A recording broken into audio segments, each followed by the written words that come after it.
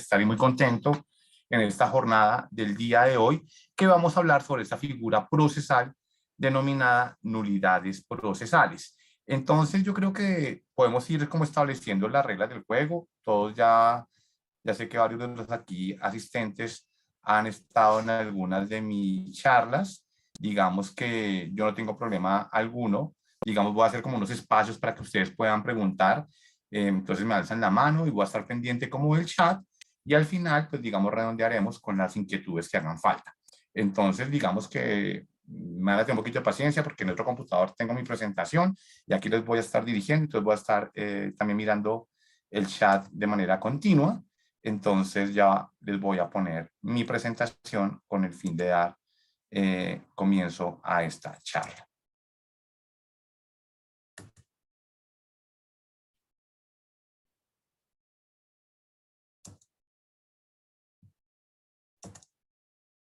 Un segundo, por favor. Ya pueden ver mi presentación. Si alguien me puede decir, por favor.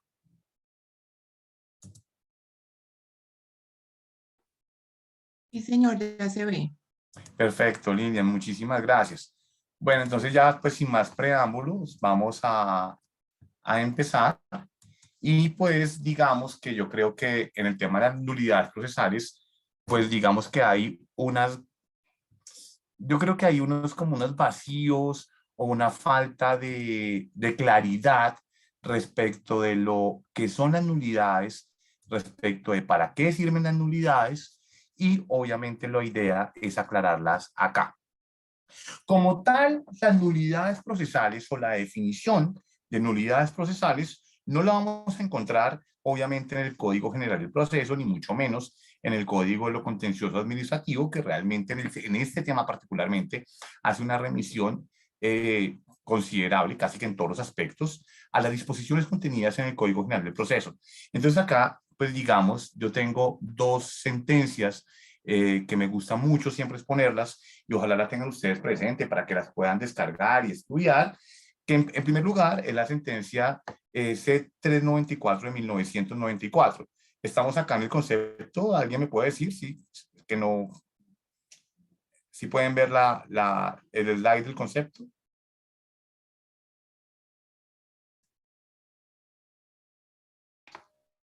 Sí, señor, sí se ve. Perfecto. Entonces miren que esa sentencia, la sentencia 394 de 1994, pues básicamente cuando hablan de régimen de nulidades, nos dicen que la nulidad es la ineficacia del acto procesal o es la figura que produce la ineficacia del acto procesal que se realiza con violación de los requisitos que la ley instituye para su validez. Es decir, cada vez que yo levanto la mano como apoderado del Estado diciendo o manifestándole al operador judicial que estamos frente a una nulidad, le estoy diciendo que está afectando, que hay un acto procesal que está afectando la validez. Obviamente no voy a decir de todo el proceso porque digamos que antes bajo las normas dispuestas en el Código de Procedimiento Civil, pues digamos que sí se decantaba que yo comenzara y casi que se anulaba todo el proceso. Hoy en día eso no existe. Hoy en día eso es completamente exótico. Entonces realmente es preferible que diga eso. La nulidad es una figura jurídica por medio de la cual yo como apoderado judicial voy a levantar mi mano o voy a manifestarle al juez, ¿sí?, que hay un fenómeno que afecta la validez de una actuación procesal. Por eso se dice que a través de ellas se regula la actuación procesal y se asegura a las partes el derecho constitucional al debido proceso. Esta sentencia es muy importante que la tengan en cuenta, ¿sí? Porque resulta acontece que nos trae el concepto del debido proceso y eso ya nos pone, doctores, digamos que en otra situación.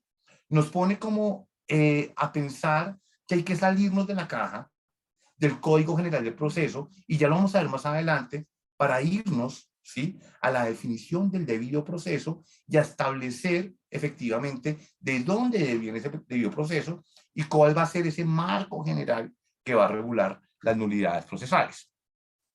Hay otra sentencia, que es la sentencia C725 del año 2010, que también efectivamente nos habla de las nulidades procesales y las define como aquellas irregularidades que se presentan en el marco de un proceso que vulneran, o otra vez, no lo reiteran, el debido proceso y que por su gravedad el legislador y excepcionalmente el constituyente le atribuye una consecuencia jurídica que es generar la invalidez de determinado tipo de actos procesales.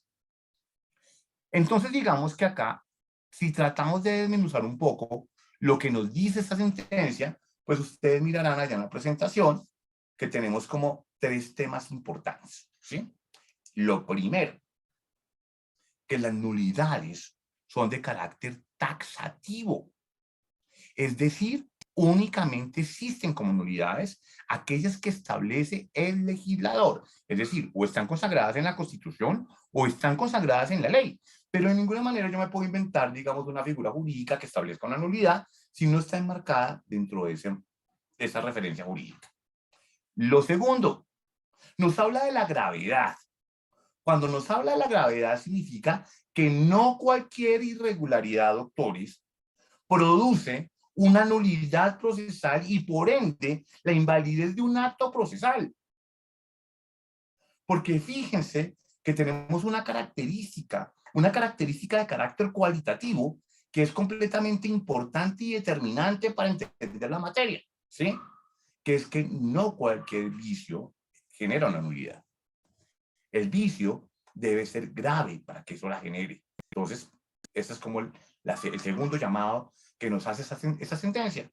Y en tercer lugar, vuelve y nos dice, ¿sí? Cuya consecuencia jurídica pues, va a ser una sanción. ¿Cuál va a ser esa sanción? En la invalidez. ¿De qué? De un acto procesal. Pero adicionalmente nos habla de una vulneración al derecho constitucional del debido proceso. Entonces, digamos que tengamos esta sentencia, me parece que es muy, muy clara y en esta referencia de la definición, pues realmente es de gran ayuda para comenzar, obviamente, a ilustrar todo el tema de las nulidades procesales. Para ir, digamos, a manera de embudo, ¿sí? Pues toca comenzar, doctores, por definir qué es el debido proceso. Muchas veces yo escucho a mis colegas, pues sí, ustedes son mis colegas, los defensores del Estado, a estudiantes en especialización, a estudiantes de diferentes cursos, que uno les pregunta como profesor, cuénteme qué es el debido proceso. No, o sea, usted no se imagina, o sea, es decir, todos sabemos que existe, pero nadie me lo puede definir. Y nadie me lo puede definir de manera específica. ¿Qué es ese derecho al debido proceso? Entonces la gente lo confunde con el derecho de contradicción, la gente lo confunde con el derecho de defensa, ¿sí? Pero eso no es un debido proceso.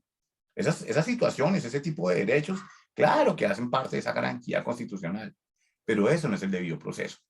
Entonces, la verdad, para que todos estemos alineados a lo largo de esta charla y aquí en un futuro, cuando nos consulten, vamos a definir el debido proceso tal y como aparece en esta definición que les traigo. Si tiene una mejor, pues bienvenida. Pero lo vamos a ver así. Es el conjunto de garantías, doctores, que protegen a un ciudadano, ¿cierto? Que está sometido a cualquier tipo de proceso judicial, sea por la parte activa o sea por la parte pasiva, y que le asegura durante toda la vida del proceso que ese proceso se va a llevar a cabo con un recto y cumplimiento deber, ¿sí? De la administración de justicia, de la seguridad jurídica y fundamentación de las resoluciones judiciales conforme a derecho. Entonces, es decir, que el debido proceso abarca de eso, ¿sí? Esa es la garantía que yo tengo como parte procesal, como ciudadano, ¿sí? De que no se me vulnere. ¿Qué dijimos? Ni una solución que no esté marcada conforme a derecho, ¿sí? Que se me asegure una recta y cumplida administración de justicia y que se me brinde seguridad jurídica. Ese es el debido proceso, es mi conjunto de garantías. Entonces, fíjense que como ese es un conjunto de garantías, obviamente, dentro de ese conjunto de garantías está el derecho de defensa y obviamente el derecho de contradicción. Entonces, el debido proceso no es sinónimo del derecho, del derecho de contradicción, no es sinónimo del derecho de debida defensa, ¿sí? Porque es un conjunto de garantías en el cual de ese conjunto, uno de los derechos que lo componen es el derecho a la defensa. Entonces, ya teniendo en cuenta que es el debido proceso, pues me parece como determinante, ¿sí? Mirar qué nos dice la Constitución sobre el particular. Y cuando uno piensa en debido proceso, doctores, uno se tiene que ir necesariamente al artículo 29 constitucional, ¿sí? Y entonces tiene que ir como desmenuzándolo. Ah, se me pasó la presentación. Y cuando ya uno lee el artículo 29, pues uno ya va a establecer ahí qué es lo que dicen acerca del debido proceso, porque tampoco lo anuncian.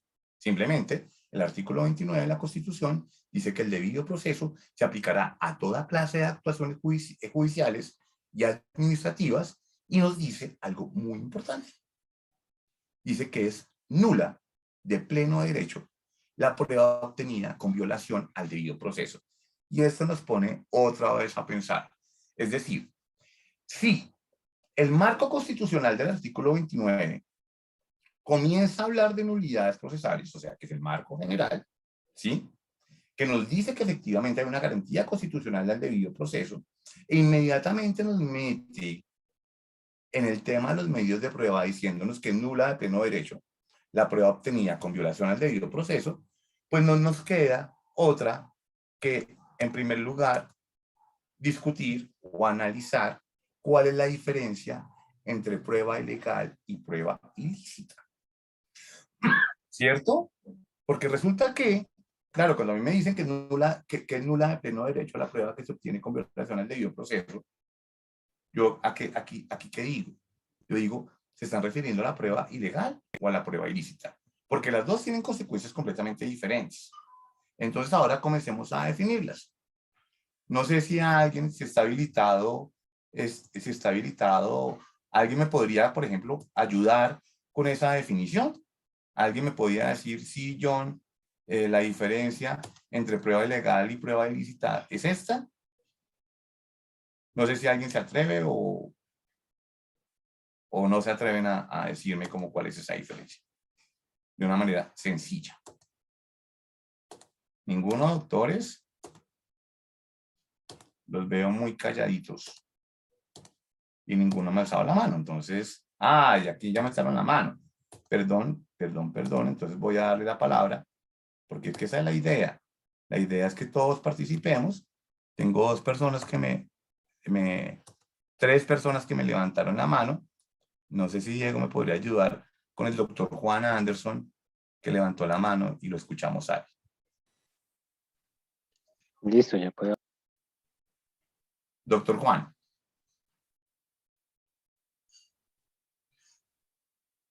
Doctor Juan, me levantó la mano. Doctor Palva, Juan Palva.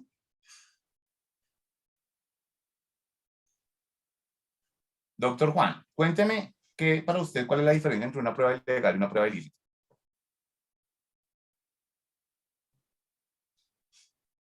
Doctor Juan, yo creo que usted tiene el micrófono apagado probablemente. Bueno, ya me bajó la mano el doctor Juan. Doctora Miriam Donado. Doctora Miriam. Tiene el micrófono apagado. Si lo puede prender, sería... Si puede prender, por favor, el micrófono. O algo nos está fallando. No, señor, les estoy enviando para reactivar el audio. Perfecto. Gracias, Diego. Doctora Miriam, la escuchamos. O doctor Juan, el que quiera. ¿Será que tenemos problemas del tema del chat? Porque la idea es escucharlo y la idea es que esto sea como entretenido y no se aburran únicamente viéndome a mí. Entonces, sí, tienen el micrófono apagado, pero pues la idea es que ya desde acá, desde la agencia, les habilitamos el micrófono. La idea es que ya pueden hablar, pero yo sí los veo apagados, tanto el del doctor Juan Anderson como el de la doctora Miriam. Y el de la doctora Juana, pero es que nosotros aquí lo podemos habilitar. En la parte inferior izquierda de sus pantallas pueden activarlo. Ya tienen los permisos. Mire, el ingeniero Diego nos está diciendo que en la parte izquierda de sus pantallas tienen el permiso. El doctor Juan ya lo deshabilitó, ya lo podemos escuchar.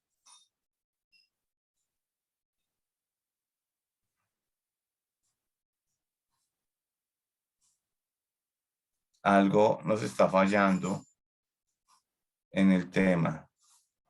No, dice que es imposible, no sé, algo nos pasa. Bueno, mientras que solucionamos el problema técnico, probablemente, lo recomiendo, ingeniero Diego. Dice que, aquí me están diciendo que en la pantalla no les aparece la opción de encender el audio a los que quieren hablar. Vale, ya lo. Vamos a ir avanzando y luego hablamos de esto. ¿Qué entendemos por prueba ilegal y por prueba ilícita, doctores? ¿Sí? Por prueba ilegal, vamos a entender que es toda prueba que se allega a un proceso judicial vulnerando las formas de incorporación a dicho proceso, es decir, vulnerando el procedimiento. Sencillo. O sea, existen unas normas, un procedimiento, y cuando yo vulnero o incorporo o allego una prueba al proceso judicial vulnerando ese procedimiento, eso es lo que se considera una prueba de carácter ilegal. Pero una prueba ilícita, doctores, es aquella prueba que se obtiene con violación de un derecho fundamental. Situación gravísima. Ya. Entonces, muchas veces nos gusta hablar de la prueba ilegal, de la prueba ilícita, porque frente a determinado tipo de nulidades que yo quiero interponer, el juez le da una valoración diferente dependiendo del tipo de prueba que sea, y pues obviamente el juez tiene la razón, ¿sí? Porque obviamente las consecuencias jurídicas de declarar una prueba de carácter ilícito o una prueba de carácter ilegal son completamente diferentes, y ya la veremos más adelante. Pero mire, ¿cuáles van a ser esas consecuencias jurídicas, doctores? Entonces, cuando uno dice, ¿qué va a pasar cuando hay necesidad de excluir una prueba obtenida con violación al debido proceso? Entonces, tenemos aquí la primera regla. ¿Qué decimos? Y pueden mirar la pantalla ya, que si se advierte la ilicitud al momento de admitirla en la audiencia inicial o en el trámite incidental, sea el caso, esa prueba se debe excluir, ¿cierto? Segundo, si se advierte el vicio al momento de los alegatos de conclusión, el juez la debe excluir antes del fallo. Digamos que tenemos esos dos momentos que son completamente determinantes. Y acá el juez va a decir, ¿sí?, que va a operar una sanción constitucional. ¿Cuál sanción constitucional? La que está establecida en el artículo 29, y nos van a decir claramente, obviamente, pues excluye la prueba por una violación constitucional al debido proceso. Entonces, también es importante determinar que la prueba que se practica, doctores, en una actuación que es declarada nula, siempre va a conservar su validez, ¿sí? Y tendrá eficacia respecto de quienes tuvieron oportunidad de contradecirla. Esto significa, no otra cosa, que si la actuación fue declarada nula, la prueba no sigue ese mismo cauce. ¿Por qué? Porque ya vamos a ver en el principio de las nulidades, ¿sí?, que si la prueba cumplió el fin para lo cual fue llevada el proceso, pues obviamente no nos van a dejar excluirla como tal. Entonces acá, antes de pasar a los principios que rigen las nulidades, también es muy importante hacer referencia a esto, que si yo tengo una prueba de carácter ilícito y esa prueba es determinante para que el juez falle, es la única posibilidad, doctores. Es la única posibilidad, y perdón que les diga esto de manera tan contundente, de que se anule todo el proceso judicial. Es la única posibilidad, que yo tenga una prueba de carácter ilícito, es decir, aquella que se viola o que se obtiene violando un derecho fundamental. Y si esa prueba es determinante para que el juez falle, obviamente fallando a favor, en contra de nosotros y a favor de la contraparte, se supone, pues es la única manera de que yo pueda efectivamente anular todo lo actuado por una prueba. Pero si la prueba es ilegal o es ilícita y no es determinante, nos debemos remitir allá a esa presentación que ustedes tienen en sus pantallas, que yo la tengo en el computador de acá al lado. Y en ese evento debemos aplicar esas reglas de exclusión. ¿Sí? Excluyo la prueba o no la tengo en cuenta al momento de hacer la valoración probatoria. El proceso no lo voy a declarar nulo. Yo sigo con lo que va. Si la actuación en medio de la cual se incorpora el medio probatorio es declarada nula, pero la prueba no está viciada de nulidad, porque son dos cosas diferentes, me quedo con lo que yo obtengo la prueba y sigo el proceso para adelante. Entonces, mucho cuidado, porque yo sí he visto, digamos, asesorías que nos llegan a la agencia y llegan y nos preguntan, dígame, el juez, ¿por qué me falló o no me aceptó el incidente de nulidad si la prueba fue incorporada de manera ilegal? Y uno puede decir, pues bueno, fue incorporada de manera ilegal, ¿sí? Pero la prueba cumplió su fin. Y además usted no es sola mano en su momento. Lo que podemos hacer es repetir la actuación, pero ojo, pero si la actuación es por repetirla, porque voy a practicar el mismo medio de prueba con la misma consecuencia jurídica, me van a decir lo mismo o voy a lograr aprobar lo mismo, pues digamos que no tiene como un asidero. Entonces, como es muy importante. Pero ojo, pensemos que hay una prueba, y aquí me están pidiendo un ejemplo, el doctor o la doctora Hernández, de una prueba ilícita, una prueba obtenida con violación, pensemos, no, pues a un derecho fundamental, pensemos a la libertad. ¿Mm? Que yo tenga, por ejemplo, que yo haya inducido una confesión a través de una coacción. Que yo lleve un testigo coaccionado. Y si, por ejemplo, pensemos, por ejemplo, que habitualmente siempre me dicen, es que la confesión, yo aquí todo cómodo, es que la confesión, pero yo así soy relajado, ¿sí? Es que la confesión es prueba determinante porque, claro, existe un medio de prueba que está establecido en el Código General del Proceso y puede ser determinante, claro. Yo confieso los hechos, ¿sí? Que juegan en mi contra y juegan a favor de la contraparte, pero yo pude estar coaccionado. Y si yo pude estar coaccionado, fíjense que ese medio probatorio, al final, ¿sí? Me van a decir, si es el único medio probatorio que yo tengo para decantar un proceso en mi confesión, pues todo el proceso está viciado en nulidad. ¿Estoy claro con el ejemplo? O un proceso donde hayan unos testimonios que sean la prueba determinante para que el juez falle en X o Y sentido, y los testimonios se hayan obtenido con coacción, obviamente, del testigo. ¿Qué afectó? Se afectó la libertad del testigo. ¿Sí? ¿Afectó un derecho fundamental? Claro que afectó un derecho fundamental. El juez puede fallar en contra aún del demandante, ¿sí? Con esos testigos coaccionados o cuando la parte la obligaron a confesar, ¿sí? Pues claramente estamos en presencia de una prueba ilícita y claramente estamos en ese punto, se caerá, digamos, todo el proceso. No sé si soy claro ahí, doctor o doctora Hernández, es que no sé, perdón, ¿sí? Pero espero que con el ejemplo haber sido claro. ¿Mm? Entonces, a ver si logramos ver cómo una prueba ilícita puede efectivamente tumbar todo el proceso. Ahora bien, vamos a ver, hablo de los principios, ahorita hablo un espacio para preguntas porque yo sé que se generan siempre preguntas en este tema. Cuando uno habla de las nulidades procesales y para poder, doctores, efectivamente alzar la mano, solicitarle al juez, interponer la nulidad. Nunca vamos a hablar de interponer un incidente, ¿no? Salvo en lo contencioso, ¿sí? Los incidentes de nulidad a la luz del Código General del Proceso ya no existen, ¿sí? Simplemente son solicitudes que usted hace al juez. Pero para poder solicitarla, usted tiene que entender esa nulidad dónde cabe, ¿sí? Y si esa nulidad cumple con unos requisitos, y si esa nulidad, doctores, está marcada en los principios del fenómeno figura jurídica que estamos hablando en el día de hoy. Y la primera característica o la primera evaluación que va a hacer el juez es mirar el principio de esa taxatividad. Y aquí nos preguntamos, esa nulidad que el abogado está alegando, que el abogado está solicitando, ¿está establecida en la ley?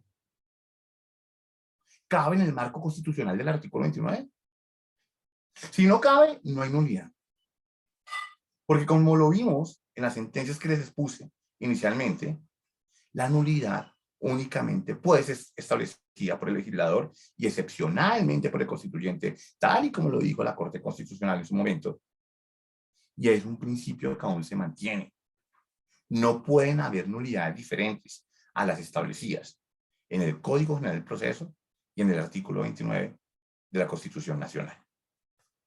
Segundo, trascendencia. ¿Qué significa esa palabra? Que la nulidad tiene que ser trascendente.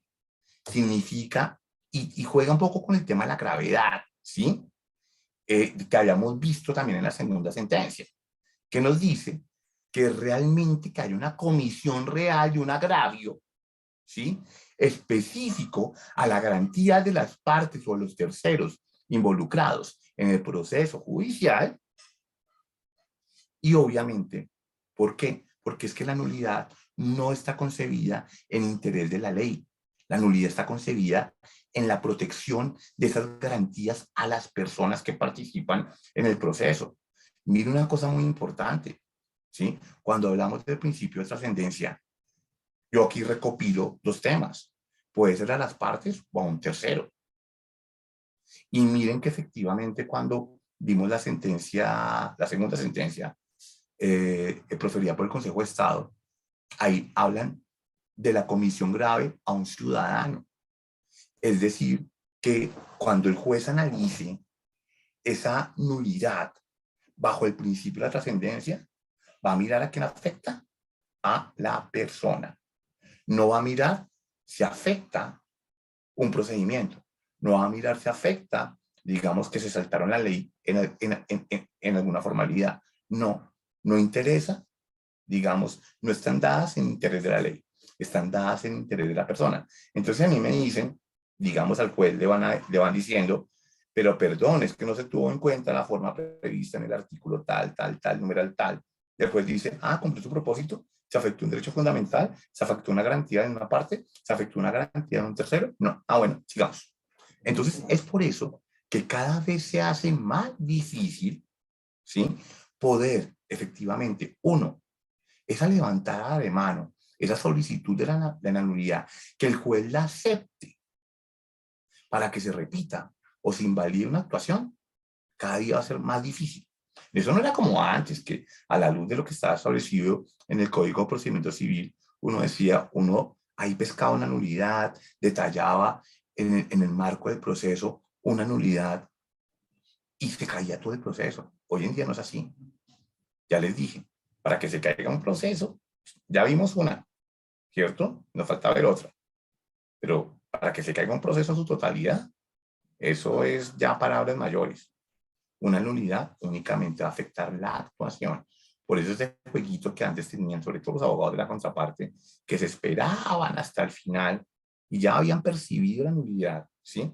E interponen la nulidad para que, obviamente, jueguen otra vez con los términos, la prescripción de los derechos y demás. Eso ya no va, ¿sí? Y además hoy el juez es mucho más estricto para que pueda acceder a una nulidad, no únicamente de nosotros, también de los apoderados de la contraparte.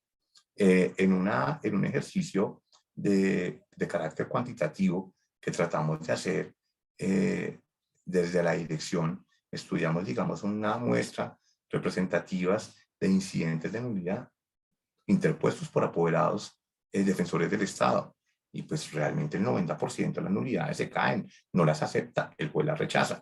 Y creen que es que, es que el juez, la verdad, no quiere a la entidad, es que el juez no me quiere a mí. No. O sea, la verdad yo he visto que casi todos los jueces deciden en derecho. Pero si usted no cumple con esos principios, no cumple con los postulados constitucionales y no cumple con los postulados legales, pues obviamente el juez no le va a aceptar ninguna nulidad. Y obviamente, pues también el juez siempre la va a analizar a la luz de esos principios. Lo que pasa, doctores, es que uno como abogado, muchas veces cuando uno le hablan de principios, pasa eso por alto. Lo pasa por alto.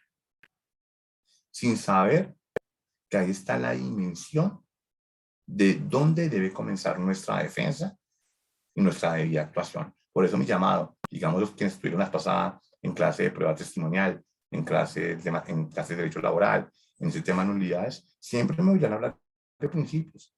El que no sabe los principios, ¿sí?, del tema que estamos hablando, no va a saber nunca defender ni utilizar ni un medio probatorio, ni una figura jurídica, ni analizar un fenómeno jurídico, porque no va a poder comenzar. Y como no va a poder comenzar, pues tampoco va a poder terminar. El tercer principio, doctores, es el principio de la convalidación.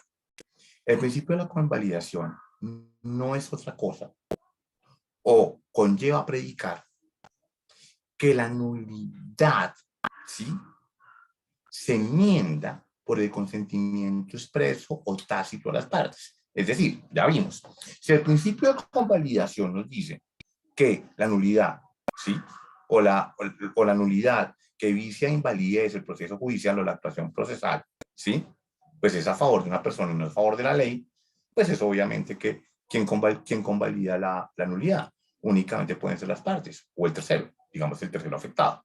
Entonces acá es expreso, si como partes decimos, no hay problema, o como parte afectada, pueden seguir con las actuaciones, no importa que estén viciada de nulidad, eso es un consentimiento expreso. Y es tácito cuando se agota una etapa procesal y nadie levantó la mano. Se entiende convalidada la nulidad procesal. No es que yo vaya a salir ya terminando la etapa probatoria, yo me acuerde por allá que sí, que hubo una irregularidad, por favor, sí, declaren la nulidad del medio probatorio cuando ya se cerró la etapa probatoria. ¿Ya para aquí? Se entiende convalidada por usted.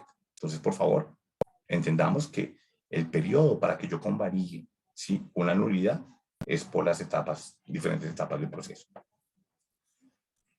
Sigamos con la siguiente principio, es la instrumentalidad de la nulidad procesal.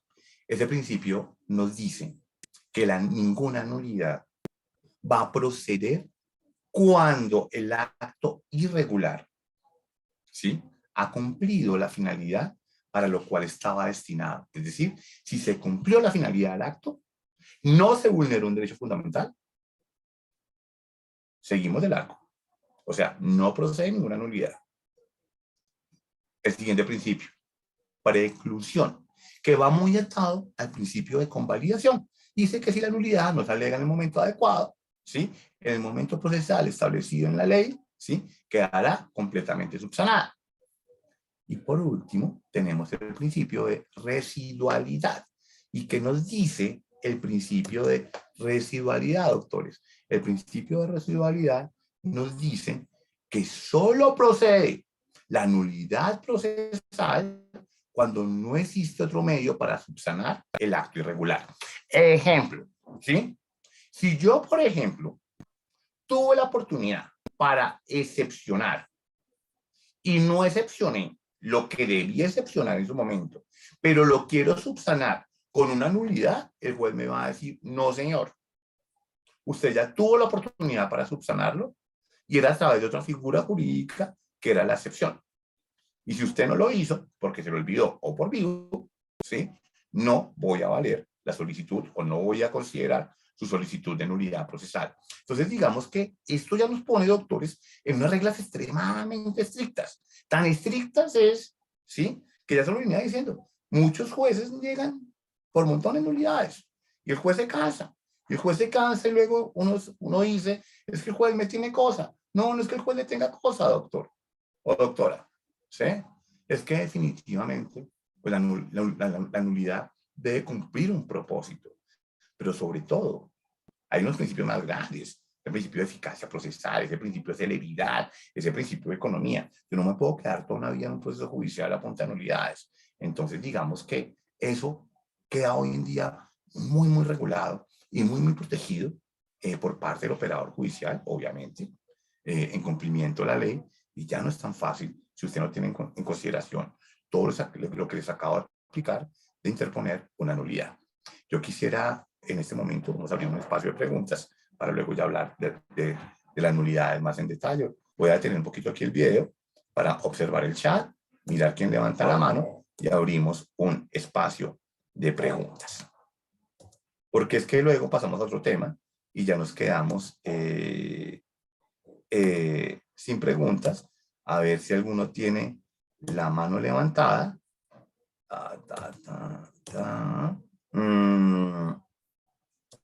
No veo a alguien, 246 personas. Hay un asistente que me está levantando la mano, que dice, no, de los espectadores. Ingeniero Diego, no sé si me puede ayudar, alguien me está preguntando, o a alguien se le quedó la mano arriba. Doctora Miriam Donado. La señora Miriam, sí señor, ya le di la palabra, ya tiene permiso Doctora para el Miriam, la micrófono. escuchamos.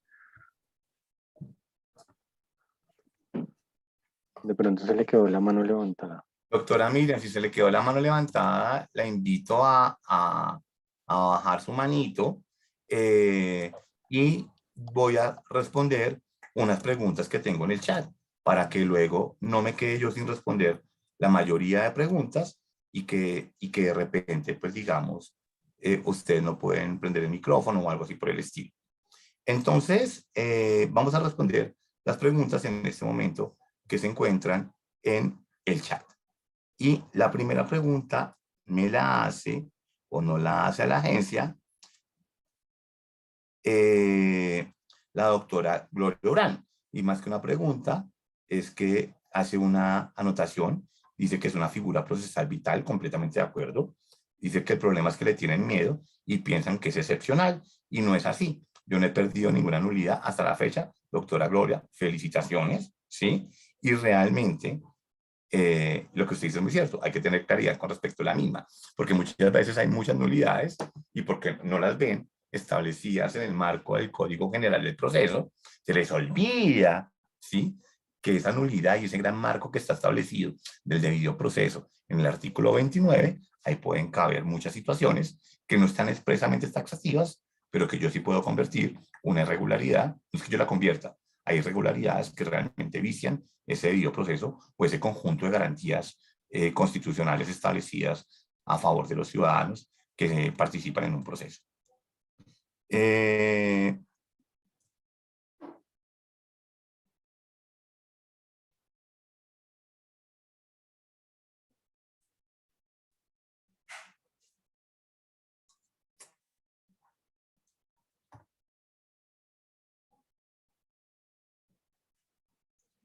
La doctora Sandra Munevar nos pregunta que si las nulidades procesales son netamente jurisdiccionales o también puede alegarse en el proceso administrativo, doctora.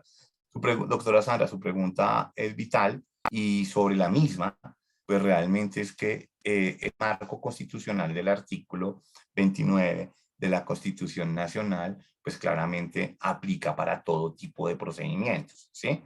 Y las nulidades establecidas de procedimiento administrativo, cuando el Código de Procedimiento Administrativo y lo contencioso administrativo hace referencia a la figura de la nulidad, siempre nos remite a las establecidas en el Código General del Proceso.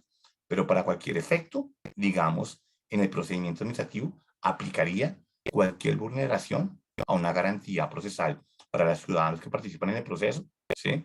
Porque digamos que el marco es muchísimo más amplio. Esa pregunta me la han hecho frecuentemente y me parece que es completamente determinante.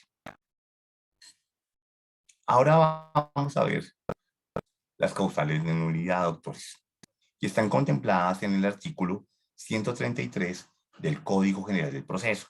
La primera causal nos dice que es cuando el juez actúe en el proceso después de declarar la falta de jurisdicción o competencia. Pues, doctores, parece que puede ser exótico, ¿cierto? Puede ser exótico, ¿sí? Que ustedes me digan, pero ¿cómo así que el juez, ¿sí?, vaya a actuar en un proceso después de declarar la falta de jurisdicción o de competencia? Pues recuerden, claro, pasa, ¿sí? Pasa esta situación y si el juez efectivamente ya está declarada que no tiene jurisdicción y tiene competencia, pues digamos que efectivamente no podría seguir conociendo el proceso, y es una causal de nulidad. La primera causal de nulidad es exótica, doctores, sí, lo entiendo, pero ¿qué pasa? Puede pasar. Y acá, si los invito a hacer una interpretación armónica, como lo estoy estableciendo acá, con los artículos 16, con el artículo 138, inciso primero, y el artículo 139, inciso segundo, que nos hablan del mismo tema, para que a ustedes les quede conforme. Esta causal completamente clara, no la van a poder entender si no hacemos una revisión de ese artículo 138. Pero vamos a hablar ahorita de una cosa muy importante, que es el artículo 16, que ya les dije, está atado a ese numeral a la primera causal de nulidad establecida en el artículo 133 del Código General del Proceso. Y miren, y aquí se los copio todo, ¿sí? El artículo 16 habla de la prorrogabilidad e improrrogabilidad de la jurisdicción y competencia. Sé que muchos, por desconocimiento, porque se nos olvidó, no sabemos qué es la prorrogabilidad de la competencia, ¿sí? Y lo vamos a decir en palabras sencillas. La prorrogabilidad de la competencia significa, o no es otra cosa, que es esa figura que se genera, que cuando, a pesar de que el juez no es competente, el vicio es subsanable y el juez puede dictar válidamente sentencia. Entonces recordemos que hay unos factores de competencia, ¿sí? Y lo vamos a ver ahorita, ¿sí? Digamos que si yo, como parte, no levanto la mano diciendo que el juez no es competente, la competencia se entiende prorrogada. ¿Qué significa esa prorrogabilidad? Esa prorrogabilidad se entiende que el juez que conoce el proceso y si usted no levantó la mano, el juez puede dictar válidamente sentencia. Eso es la prorrogabilidad de la competencia. Entonces, importante que lo tengamos en cuenta. Entonces, ahora bien, ¿qué nos dice este artículo 16? Dice, la jurisdicción y competencia por los factores subjetivo y funcional son improrrogables. ¿Qué es el factor subjetivo y funcional? ¿Sí? ¿Cuáles son esos factores subjetivos o funcionales? Pues que el juez de conocimiento de lo contencioso no me puede dictar una sentencia, ¿sí? Que le corresponde a un juez ordinario laboral, eso sí, es una competencia que no es de carácter prorrogable, ¿sí? Entonces digamos que eso lo tenemos que tener en cuenta. Pero ¿qué nos queda? ¿Qué factor nos queda? El factor territorial. Y el factor territorial sí es prorrogable, porque fíjense que aquí están diciendo que la jurisdicción y la competencia por los factores subjetivo y funcional son improrrogables. Es decir, que eso que les estaba diciendo, que el juez, aún siendo incompetente, podría dictar sentencia, pues nos quedaría únicamente como atado al tema territorial, ¿cierto? Pero ojo, porque es que esa prorrogabilidad es para efectos de que la sentencia sea válida. Porque mire que este artículo 16 nos dice que todo lo actuado por el, digamos, en presencia del juez, con conocimiento del juez, así sea incompetente por el factor subjetivo y funcional, va a conservar validez, ¿sí? Salvo la sentencia, que esa sentencia sí será nula. Y entonces, ¿qué nos van a decir acá? Este artículo 16 nos dice, ojo, si bien el juez no es competente, todo lo actuado va a tener validez, pero lo único que no actuó, que va a ser válido, ¿sí? Pues va a ser la sentencia que él profiera. Entonces aquí nos dice, listo, o sea que todo queda válido. Y yo digo, no, no es tan sencillo, ojo, por una sencilla razón. Porque resulta, ¿sí?, que tenemos otras las normas que nos dice que únicamente el juez que escucha los alegatos de conclusión puede dictar sentencia. Y esto es razón de que, doctores, del principio de inmediación. Es decir, el juez que conoce los alegatos de conclusión no se puede quedar con la percepción que tuvo otra persona. Él tiene que cerrar esa percepción, él tiene que cerrar esos argumentos, esa definición de problemas jurídicos que hacen las partes, escuchar a las partes y entender qué fue lo que pasó en el proceso. Entonces aquí, claramente, pues yo esto no lo puedo ver de manera aislada, ¿sí?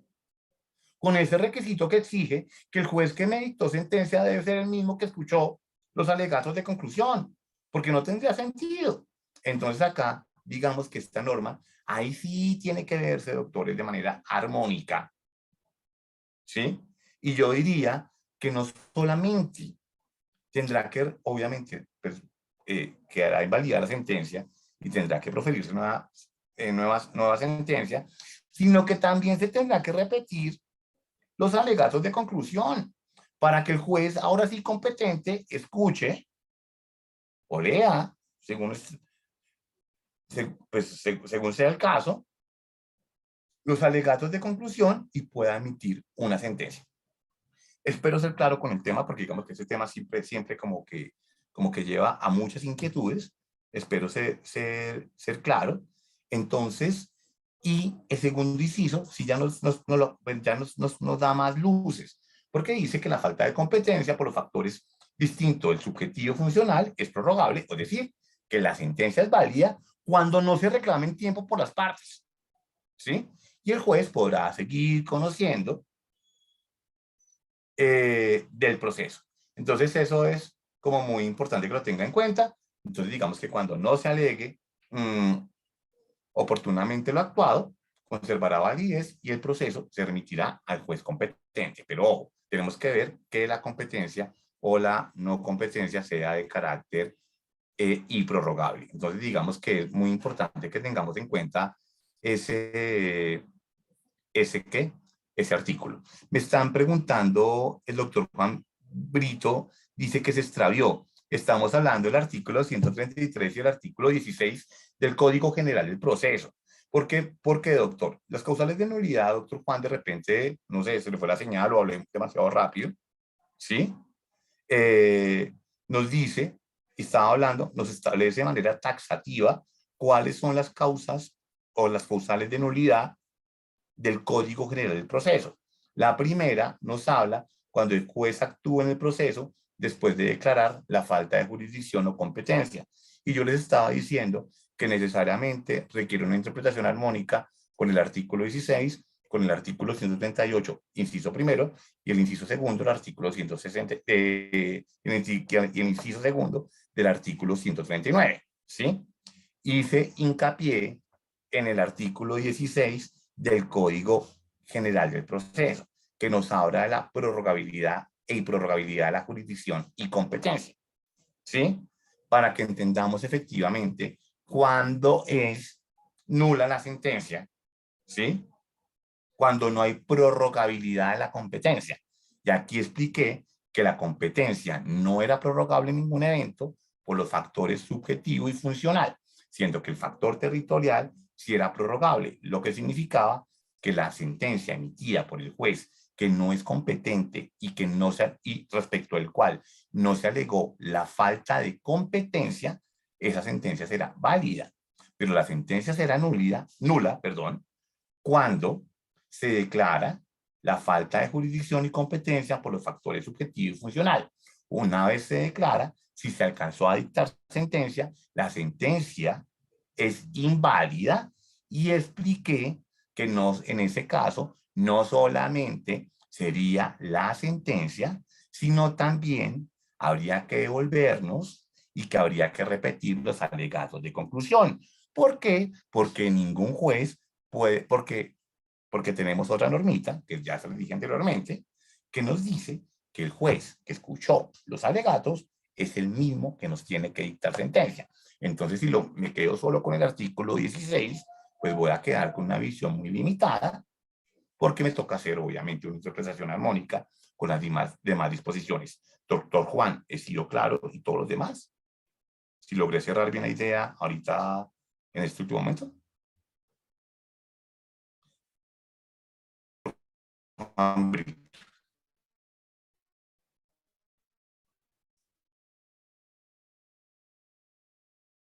Estoy pendiente, perdón que les apagué la mía, doctor Juan Manuel Villamizar dice que hay que hilar fino en estos casos. Y estamos completamente de acuerdo, doctores. Por eso es que a pesar de que el tema puede que sea muy corto, si usted no hila fino, como bien lo dice el doctor Juan Manuel Villamizar, ¿sí?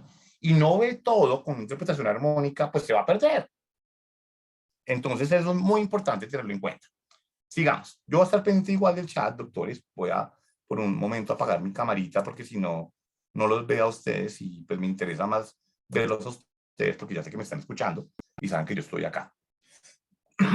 La segunda causal de nulidad se da cuando el juez procede contra con providencia ejecutorial superior, revive un proceso legalmente concluido o pretermite íntegramente una respectiva instancia. Claramente, pues si sucede una situación de estas, claramente una causal de nulidad. Creo que la explicación, pues digamos, no hay una mayor explicación que dar. Entonces, digamos que hay que ser claro en este aspecto.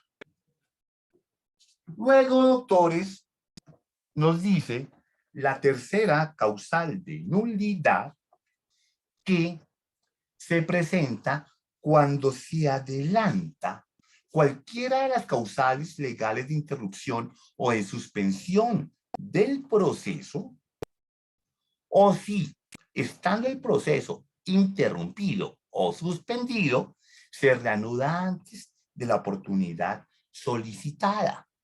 Entonces tenemos, digamos, aquí hay dos causales en una, ¿sí? Tenemos eso. Yo no puedo, o sea, yo puedo alzar la mano y pedir que se declare la nulidad, ¿cierto? ¿Cuándo? Se adelanta una actuación donde tenemos la interrupción procesal o la suspensión, ¿sí? O cuando el proceso se reanuda, obviamente antes de la oportunidad debida. Entonces, yo creo que también es muy importante aquí que diferenciemos cuándo se suspende y cuándo se interrumpe un proceso. Y el artículo 159, que nos dice lo siguiente, digamos palabras más, palabras menos, si me les como aquí alguna palabra, ustedes me dirán, porque pues no me lo sé de memoria. Tenemos tres causales en el artículo 159, ¿sí? Donde dice claramente que el proceso se interrumpe, primero, por muerte, enfermedad, o privación injusta, o privación de la libertad de la parte que no haya estado actuando por conducto apoderado judicial, representante legal o curador al litem, por muerte, enfermedad grave o privación de la libertad del apoderado judicial de algunas de las partes, o exclusión o suspensión en el ejercicio de la profesión de abogado. Y la tercera también nos da estos mismos escenarios por muerte, enfermedad grave, privación de la libertad del representante o curador al litem que esté actuando en el proceso y carezca de apoderado judicial.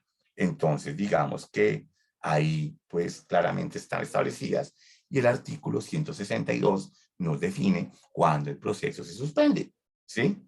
Y lo primero que nos dice es que el proceso se suspende cuando la sentencia que deba dictarse dependa necesariamente de lo que se decida en otro proceso judicial sobre cuestión que sea imposible de ventilar en aquel como excepción o mediante demanda de reconvención. Segundo, cuando las partes lo pidan de común acuerdo por un tiempo determinado, ¿sí? Entonces, digamos que tenemos esas causales de interrupción y las causales de suspensión, y ahí operaría esta causal de nulidad. El tema está claro. Espero que esté claro, ¿no? Cuarta causal de nulidad, cuando hay indebida representación de alguna de las partes o cuando quien actúa como su apoderado judicial carece íntegramente de poder. Una situación que realmente creo que se presenta en muchísimos casos. Entonces, es importante tenerla en cuenta porque realmente creo que si nos hace falta una mayor, a muchas personas les hace falta una mayor experticia, ¿sí? En el tema del entendimiento del poder, hasta cuándo va, si la representación es legal, si la representación es ilegal, hasta cuándo es válida, hasta cuándo es inválida. Eso es muy importante que lo tengamos en cuenta. He visto procesos, sí, que se han caído porque hay una representación ilegal que está viciada, ¿sí? Entonces, importante tenerlo en cuenta. Sigamos. Ay, pero aquí tengo un nuevo mensaje. Claro, doctor Samuel, claro que les vamos a compartir la presentación y la grabación, porque realmente esto es de ustedes, o sea, esto no es de nosotros. La quinta causal de nulidad es cuando se omiten las oportunidades para solicitar, decretar o practicar pruebas. o cuando se omite la práctica de una prueba que de acuerdo con la ley sea de carácter obligatorio. Ojo con esto. Una vez vi un proceso y yo sé que ustedes algunos se van a reír porque de verdad yo creo que eso lo hace la inexperiencia, ¿sí? Porque resulta que acontece que yo una vez vi una solicitud de nulidad, pues obviamente no de un apoderado del Estado, en un proceso de nulidad simple, porque el juez omitió la oportunidad para solicitar, decretar o practicar pruebas. Decía, pero por Dios mío, o sea, si estamos hablando de un punto de pleno derecho, ¿sí? Donde el juez efectivamente cerró el debate probatorio o trabó la litis y cerró el debate probatorio porque no había debate probatorio, inmediatamente fija fecha para dictar sentencia. ¿Cómo es que van a decir que el juez que van a interponer una nulidad? No, eso no vale, o sea, eso no es válido, doctores, ¿sí? Entonces, pero digamos que traigo esta consideración y como esta anécdota, porque eso no nos puede estar pasando, ¿sí? O sea, esa mala conclusión que sacó ese apoderado, pues era en un proceso privado, pues realmente, pues terrible, terrible, terrible, terrible. Obviamente, pero si se omite la práctica de una prueba que de acuerdo con la ley sea obligatoria, por ejemplo, la prueba genética en los procesos de filiación, o la inspección judicial en procesos de pertenencia, ¿sí? O el interrogatorio de parte que está señalado en el artículo, en el numeral 7 del artículo 72 del Código General del Proceso, pues claramente sí hay una causal de nulidad clara, ¿sí? Sexto, cuando se omite la oportunidad para alegar de conclusión o sustentar un recurso o escorrer su traslado. Sencillo, ¿sí? Si yo omito esa oportunidad, si el juez como operador judicial omite esa oportunidad, claramente procede la nulidad. Pero que no nos pase como en el ejemplo anterior, como la anécdota que les conté, porque la situación ahí es completamente diferente. Séptimo, cuando la sentencia se profiera por un juez distinto del que escuchó los alegatos de conclusión y la sustentación del recurso de apelación. Doctores, se los vengo diciendo que si yo, por ejemplo, entiendo el inciso primero, cojo el artículo 16 del Código General del Proceso y no leo el numeral 7 del artículo 133 del Código General del Proceso, pues voy a quedar completamente perdido. Porque realmente puede que el juez, ¿sí? Porque no lo vio, no estaba pendiente o lo que sea, no escucha los alegatos de conclusión, sino simplemente se encarga de repetir la sentencia. Perdón, esa sentencia no solamente se debe repetir, sino se tienen que repetir los alegatos de conclusión, doctores, ¿sí? O la sustentación del recurso de apelación, si es del caso. Entonces, por eso les digo que si yo no hago una interpretación armónica, no voy a lograr, digamos, interponer, ¿sí? O como bien lo decía el doctor Juan anteriormente, hilar delgado, ¿sí? Para poder presentar bien mi nulidad y alegar bien la nulidad. Porque si no, voy a dejar pasar una serie de eventos que realmente van a beneficiar a mi entidad como parte procesal. Y recordemos que, en virtud del principio de convalidación, probablemente puede terminar convalidada una actuación, ¿sí? Por mi inactividad. El artículo 107 del Código General del Proceso, pues mire lo que nos dice en el numeral primero. Dice, cuando dice iniciación y concurrencia, dice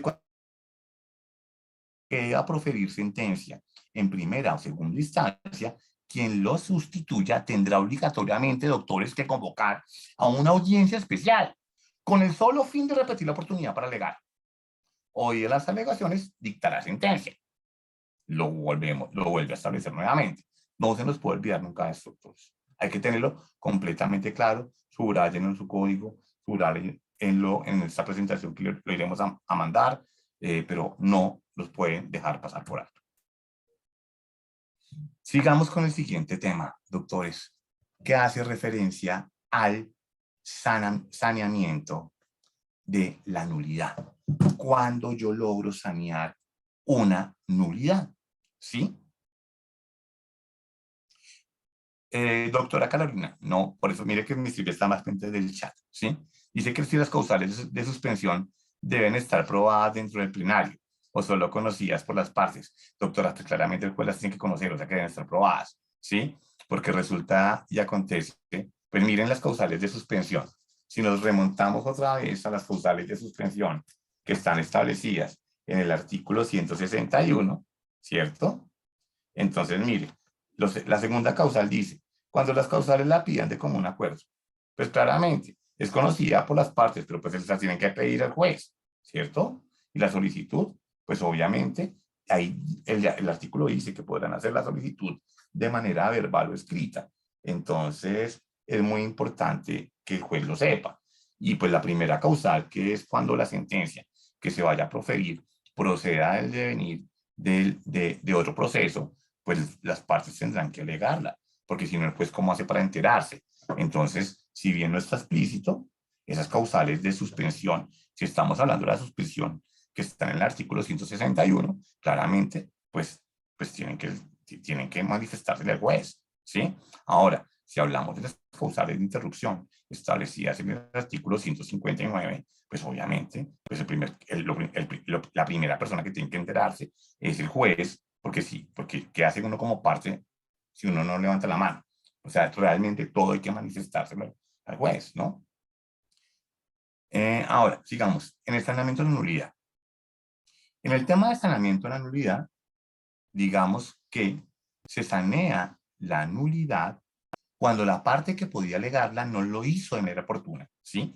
O actuó sin proponerla. Ya lo dijimos, principio de convalidación. Segundo, cuando la parte que podía alegarla la convalidó en forma expresa antes de haber sido renovada la actuación anulada. Es decir, yo mismo acepté, entonces, claro, volvemos otra vez, la convalidación es para proteger las garantías de la persona. Si la persona la convalida de forma expresa, pues nada, seguimos de largo. ¿Mm? Tercero, cuando se origine una interrupción o suspensión de un proceso, como lo está preguntando ahorita la doctora Catalina, y no se alegue dentro de los 5 días siguientes a la fecha en la cual haya cesado la causa. Ejemplo, pensemos en la interrupción procesal, que es una de las causales de suspensión que están establecidas, repito, en el artículo 161. Si de común acuerdo con mi contraparte decidimos que el proceso se va a suspender por un término X y comenzamos a actuar antes de, el juez lo acepta y pasaron 5 días y nadie dijo nada, pues obviamente pues entiende que cesó la causa que originó esa suspensión. Y lo mismo en el tema de la interrupción. Y en cuarto lugar, cuando a pesar del vicio, el acto procesal, por eso le digo, principio de instrumentalidad, el acto procesal cumplió su finalidad y no se violó el derecho de defensa. Entonces, es muy importante tenerlo en cuenta. Doctor Juan Brito pregunta, ¿es posible invalidar la convalidación expresa? Uy, sí, yo creo que sí es posible, doctor, si hay coacción. Es decir, la convalidación expresa es que yo como parte diga, ¿sí? Señor juez, no hay problema con esa causal, no hay problema con la nulidad que se presentó, podemos seguir con el proceso, ¿sí? Pero digamos, si esa manifestación yo la hice como parte coaccionado, ¿sí? Obviamente hay una violación a un derecho fundamental y obviamente hay una violación a esa garantía constitucional y yo sí podría invalidar esa convalidación expresa si logro probar que, digamos, mi convalidación se dio por presencia de una coacción física, bueno, no psicológica, no sé. Pero sí, yo creo que sí cabría, doctor. Sí cabría. La pregunta es, nunca se me ha ocurrido, pero sí cabe, sí cabe. Si me pongo a analizarlo claramente y lo veo a la luz de la libertad y lo veo a la luz de la coacción y esa garantía constitucional que tiene las partes, claramente cabe. ¿Estamos hablando de eso, doctor Juan?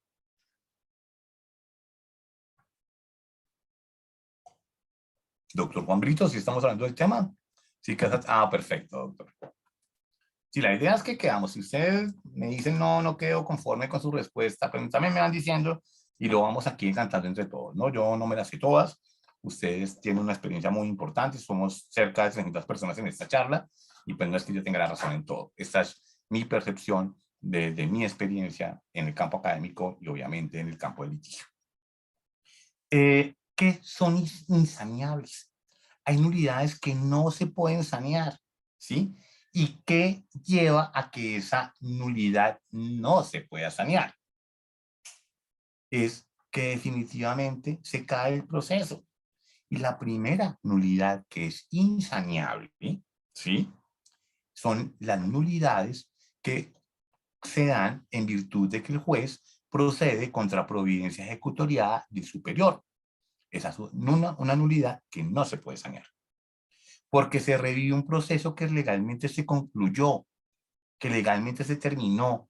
No la puedo sanear. Tercero, cuando pretermito íntegramente la respectiva instancia, tampoco lo puedo sanear. Ya les dije, ¿sí? O sea, esta nulidad por proceder contra providencia ejecutoria superior, esta de revivir un proceso legalmente concluido, pues claramente está, digamos que está claro. El pretermitir íntegramente la respectiva instancia, pues más aún, yo cómo voy a decir que se repita toda una instancia, ¿sí? Si no hay razón para hacerlo. Y yo agregaría la que les dije de la prueba ilícita. La prueba ilícita que termina siendo determinante para que el juez dicte sentencia. Claramente es una nulidad insaneable, una nulidad que vicia todo el proceso judicial. Entonces tengamos esa en cuenta, ¿no? Porque digamos que hay que verlo a la luz de todo lo que hemos expuesto. ¿Cómo está el tema de las nulidades en el CEPACA, doctores? El artículo 207, pues ahí aparece la regulación de las nulidades, digamos, de manera sucinta, y tiene unos puntos, digamos, que comparte con el Código General de Proceso, y hay uno que de repente, digamos, que no, ¿sí?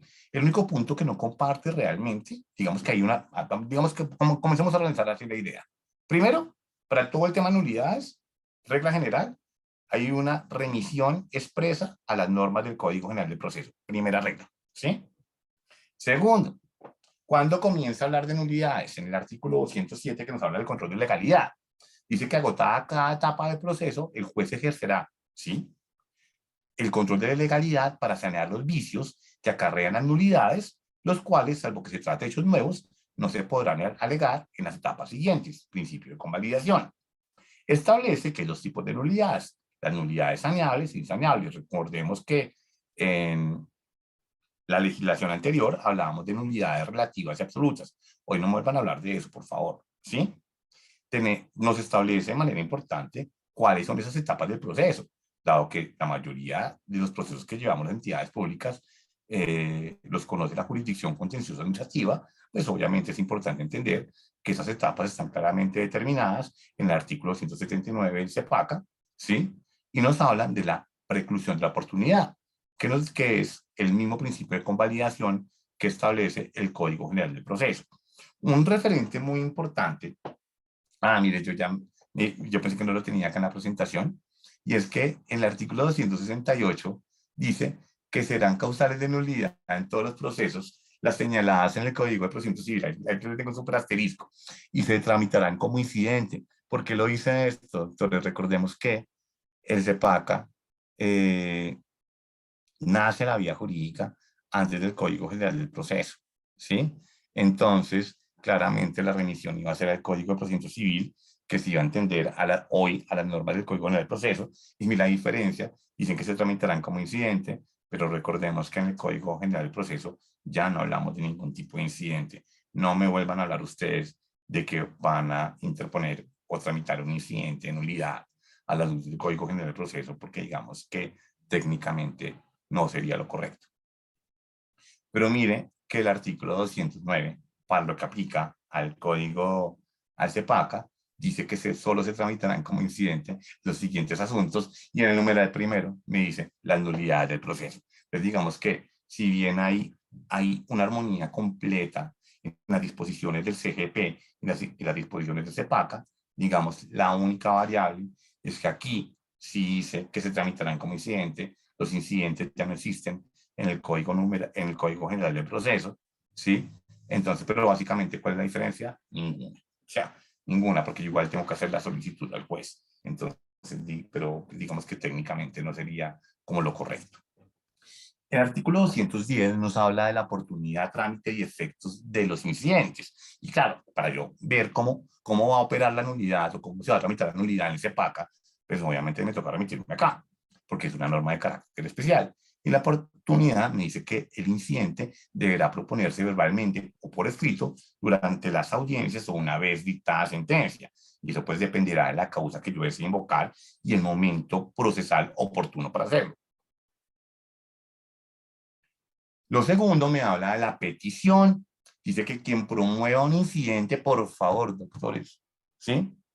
Tienen que expresar claramente lo que quieren pedir, en qué hechos se fundamentan y qué pruebas tienen para hacerlo valer, ¿sí? Si no tienen esa consideración, el juez se las va a negar.